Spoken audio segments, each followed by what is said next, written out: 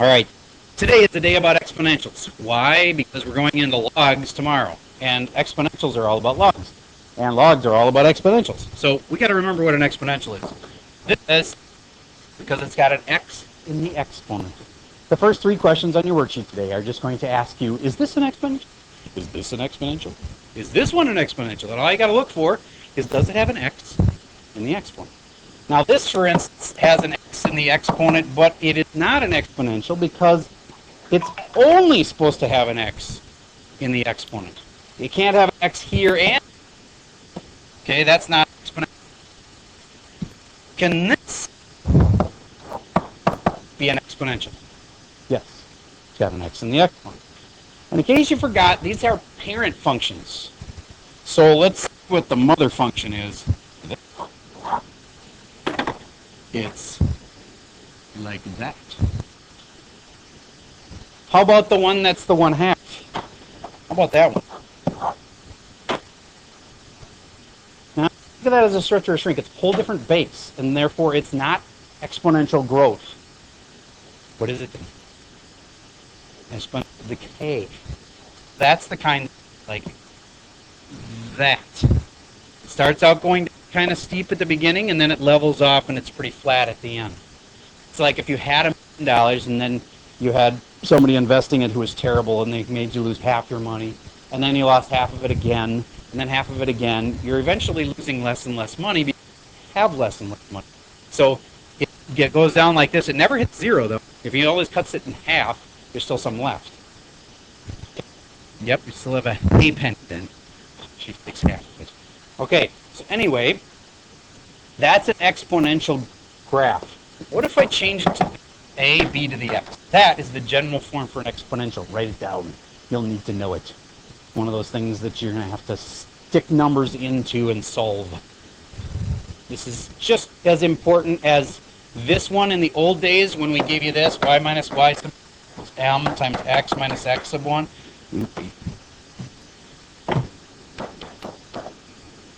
You needed that one when you had 2 points and there was a straight line going through them. You need this one when there's 2 points and it's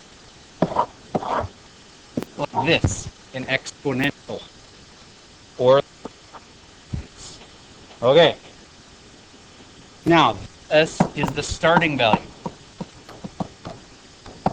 Graph, it's intercept. That is the starting value. This is just your classic x being in the exponent. That's the exponent.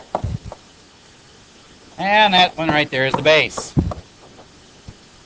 And that, if that's a number, you got exponential decay. But bigger than 1, then you got growth going on. All right. So how would you use this? Well, let's say we were talking moose in Minnesota. It has gone down dramatically. It's true. Google it. Google moose population in Minnesota, and you'll find top news stories across the nation are, why are all the moose in Minnesota dying? 35% of them died last year. And hunters took like 3%. So you can't blame the hunters. And when they look at the carcasses, there's a lot of wolf sign around them. It seems pretty obvious to me, but the scientists don't want to assume the wolves are killing them because there's a chance that the wolves are eating them after they die. You know what I mean? It gets really weak and dies from something else, and then the wolves come in and eat it.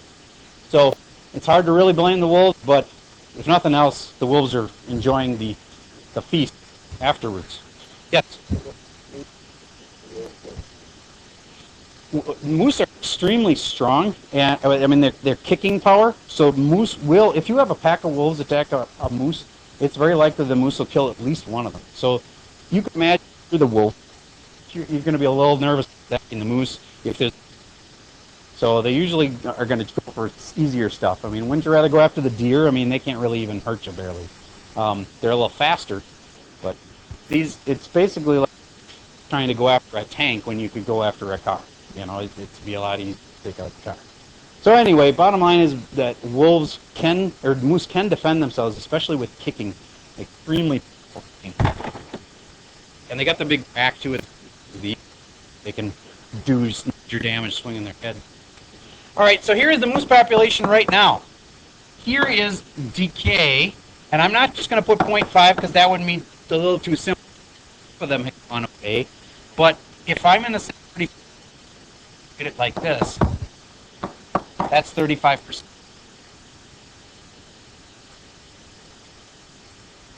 It's 30% decay. And then there has to be an x in the exponent. All right, that is a typical real-world problem that involves an exponential. It's got a starting value. It's got growth or decay based on the, and it has an x in the exponent. If you look at a graph, where is the starting value? It's okay. So if this is my number of moose, I have 2,400 right here. So this would be 0, 2,400. And am I showing the? No, that's actually exponential growth. That's if we all like adopted a moose and like kept them healthy and happy and had little moose parties where they could like get together and have babies and stuff. Okay, but now moose population's more doing. Right. Hopefully it won't keep going that way, or we won't have many moose left very quickly. Good news is in North.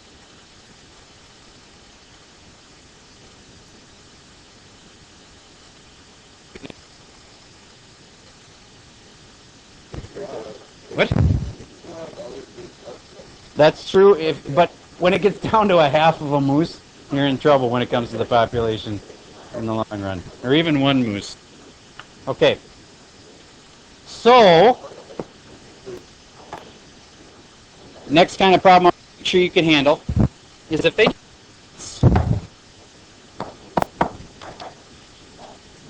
If I told you that x was 2.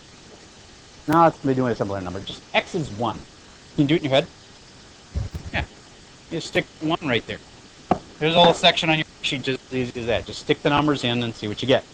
Evaluate it for x. So the problem would look like this, and then they'd say, for x equals 1. And then you just stick the 1 in here, and you figure out what you get.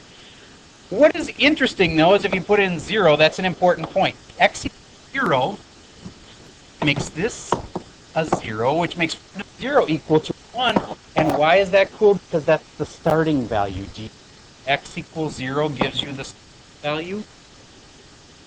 See, I can look at this and right away say, oh, starting value is right there. Because where x is 0, the y-intercept, right? And if I put in a 0 there, this whole thing becomes a 1, and 1 times whatever makes that the answer. All right. Next topic you need to understand. If they give you a bunch of points, then if they give you a bunch of points, you write the equation for it. When we had this, y minus y sub 1, m times x minus x sub 1, that was where you had 2, and you put the 2 points, and you plugged them in, and you could figure out the equation. All right, this is the same idea as that, except now it's y equals a b to the x, where 2 points are on this graph, yes, line, whatever. You could probably say exponential. These points right here, plug them into x and y, will tell me the story. So I'll show you one. Let's say this was at 0, 3. And let's say this was at 2, let me make the numbers work up nice. Say 12. Okay. Now, where should I put them? Well, I could put them in for x and y, but which one should I? Surprisingly enough, you should start with the starting value. Which of these two is the starting value? 0, 3. So I'm going to start with that. I'm going to put in x is 0 and y is 3. So 3 equals a b to the 0. And why is that cool? Because b to the 0 just disappears. It's really just 1. And what did I just figure out? A was what? And couldn't you have just been smart enough to know that a is 3 right off the bat? Sure you could. See? Put that right there. That'd be smart. And you have y equals 3b to the x. Next part. If I have another point, and they're going to give you a whole point, pick another one, and put it in here and here. Put in 2 and 12. So I'm going to put in x is 2, y is 12. So I have 12 equals 3b to the second. 4 equals b, 4 equals b to the second, and then square root. Notice I'm putting it to the 1/2 power. That's the same as a square. Technically, I'd have a plus and a minus. Some of you forgot that on the test that I'm going to hand back later. Once again, whenever you take a square root on both sides, like you had, so I don't want to say it because there's people in the room that haven't taken it yet, you have to remember. So anyway, could this be negative? Be negative, b can't be negative, so therefore I'm throwing that answer out. Ooh, long story, but comes out to the square root of 4, which is 2. Now is the answer? No. The answer is to write it all out again. Why? A sorry, gotta stop smoking. A is 3. B figured out is 2 to the x. That looked like an exponential equation with a starting value of 3. Right, good. And it's about lunchtime. We'll learn more after lunch. Okay, we're back from lunch, and I know you're excited about learning all about exponentials. So, where we left off last was we had just created this. This was an equation that we got from putting points. This point, we put that in first, and it's also known as the starting value. And then we put in this point second, and we first figured out that, oh, gee, the 3 is the starting value. It's not a big surprise for those of you that have caught on to this already. This one was a little more, I had to stick in the 2 and the 12 in here, and then they went in for x and y, solve it for b. All right, so let's do another one like that. And since we're just back from lunch and you're right now busy trying to digest food, just watch for a moment, and then I'll have you do one like this. So say I had these 2 points. Always start with starting value. They give you a big list of points. It's the one that has x equal to 0. 0, 7. And then let's say this is the next point. 2, 20. Now let's make it something divisible by 7 just to be sneaky. 21. Okay. Now watch what happens. I start with y equals a, b to the x. That's the crucial thing. If you don't know that, you won't have a chance. You start about it and say, oh, the 7 goes right there, but it won't always work, I hate to say. It won't always work. There are times when that won't come through for you. So I'm going to just stick with this system. By the way, the time it won't come through for you is if this whole thing has been shifted up, for example. But let's put in this number 0 and 7. I'm going to put in x is 0 and y is 7. And I'd have 7 equals a. B to the 0 is also known as 1, so that's just gone. Oh, a is 7. So in this problem, it worked again. So here's a 7. And now I'm going to put in the x and the y from this point. X is 2, 21. This is a 2. This is a 21. 21 equals 7b squared. Now I got to divide by 7 on both sides. I get 3 equals b squared. And then I have the square root of 3 as my answer. What did I just figure out? I figured out b. So now I got to go y equals ab x, and the a is 7. B is root 3 to the x, like that. Now it came out a little weird because of the square root of it, but that's okay. Yeah, it's a decimal. Just don't happen to know what the decimal is.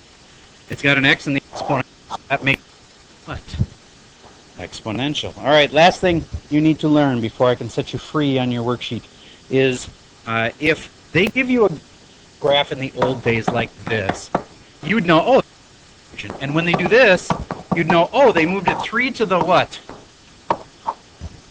3 to the right, and then what's that minus 7 mean? Down 7. And then if I throw in one more thing like a flip, you'd have to know is it a left-right flip or an up-down flip? An up-down or a left-right? Up-down flip. So on the outside is up-down. Stuff on the inside, like I threw one in there, that would be a left-right kind of flip. All right, same idea. Here's a parent function, except the new kind we're talking about, exponentials. So let's say I wanted to move this whole thing like down 3, like this, minus 3. You are not working on math. Shut up. Shut up. Thank you. And now if I want to move on 4 to the right, I can go, that would be minus 4. Okay, I'm pausing for a second. All right, back to recording again. So this one, for instance, is moved 4 to the right and down 3. Let's say they said this, y equals 2 times 1/2 to the x minus 4. Okay, first of all, what's the parent one? Parent here has got a base of 1/2, so it's y equals 1/2 to the x. Is that exponential growth? No, it's not. What is it? Exponential decay. So I gotta start by knowing what the parent looks like. Parent looks like that. In these ways. What does that mean? And then this thing, it's on the outside, horizontal stretch. They're not horizontal, or vertical stretch. It's on the outside, so it's an up-down thing. Twice as tall. So which should I do first? Twice as tall? I almost said start on the inside. Start on the inside. I'm going to move the whole thing 4 to the right. And once I move the whole thing 4 to the right, here, we'll follow with it, and I'll go over 4. Ooh, can't move it that way. I will imagine that I moved it over 4 to the right. It should be like there. And it would look kind of like that. That's moved over 4 to the right. And then I have to make it twice as tall. So then this graph, basically, whatever point this is, it's got to be twice as tall. Wherever that one was, twice as tall. Whatever that is, twice as tall. And now it's like that. So final answer, if this one was the parent one, this was kind of an in-between stage, and that's the new function that's been moved 4 to the right and is twice as tall. All right. This really isn't that bad. I want to do a couple with you off the worksheet, so I'm going to hand it out to you. I'll pause while I'm handing it. Back recording again. Number 1. Number 1 says y equals x to the 8th, and it asks, is this an exponential? Even the kid sitting in the front with the hat, which he's going to take off now, would be able to tell me that that's not an exponential. Can you tell me why? Because if you say no, you have to say why.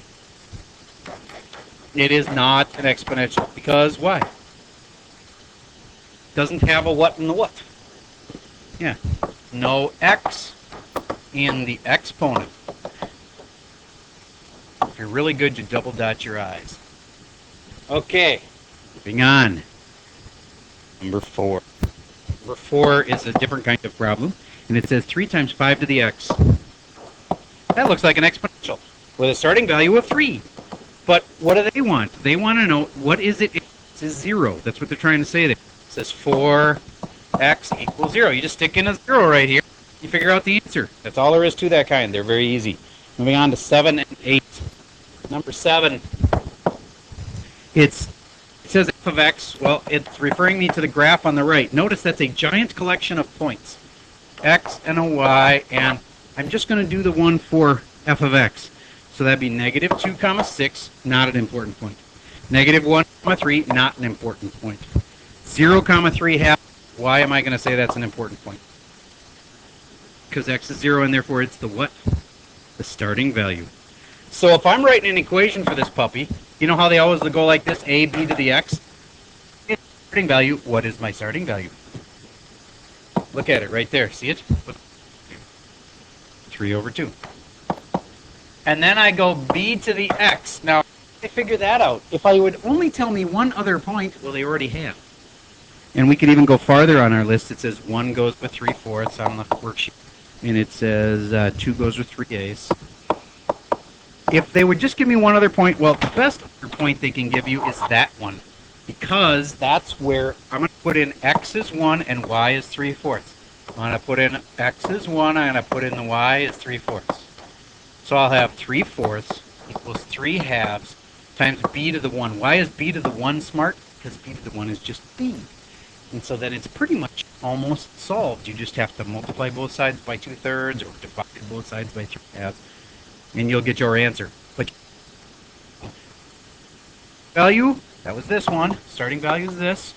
3 halves times, and then what's the b? I don't know. You figure it out by multiplying those and stuff. And now it's to the x because these are exponentials. Okay. So just solve this little puppy and you'll have b, and then you'll be able to complete your answer, which looks kind of like that.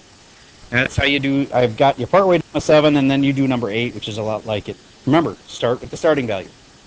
Then let's flip it over to the back side. It's the same thing, except they give you the 2 points in the constant of a picture. Once again, you start with your general equation for number 9, which is y equals a b to the x, and then they're going to tell you two sets of x and y. The starting value you put in here and here, you'll figure out a. Then you put in the next point here and here, and you'll be able to figure out b, and then you'll know the equation for it. 10, 11, and 12, and 13, and 14, and 15, and 16, and 17, and 18 are all just equations, but I just want to remind you of one thing. On number 13, they're equations that have been moved and stretched and flipped, but if you don't know what they look like in the first place, you'll be kind of baffled.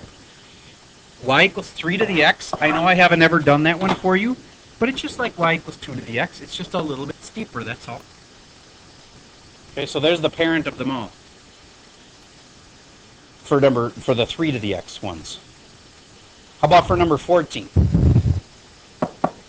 Number 14 says y equals 2 to the negative x. Ooh, negative exponents. I forgot about that. We should talk about that for a minute. Oh, wait. Do we have that on this worksheet? Ah, there is a negative exponent one. Yes, we definitely should talk about that.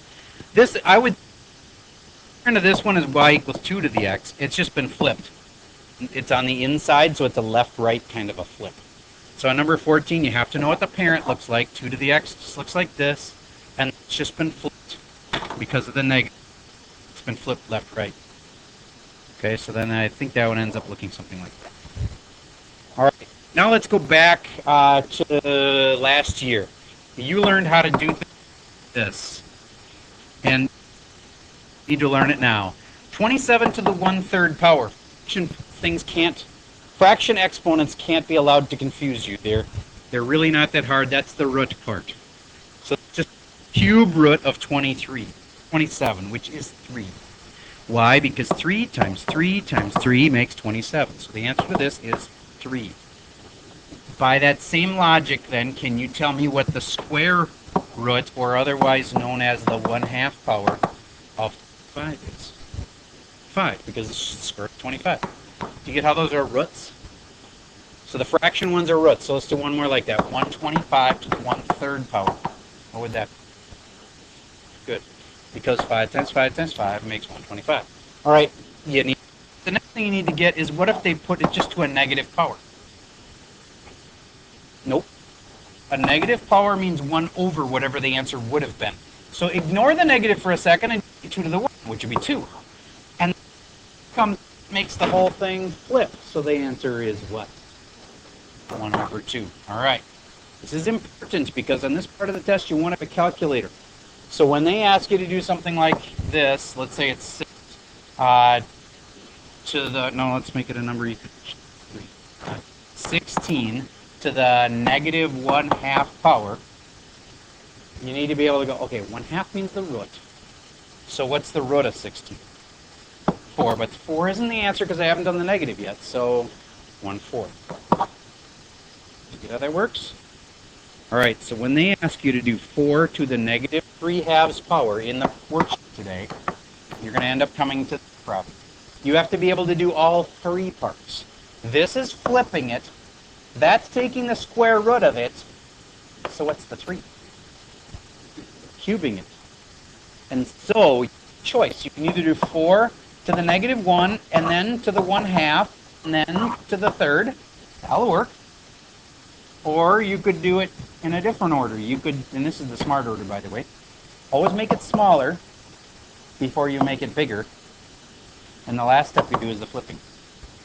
And why does this work? Because these 3 all multiplied together make negative 3/2.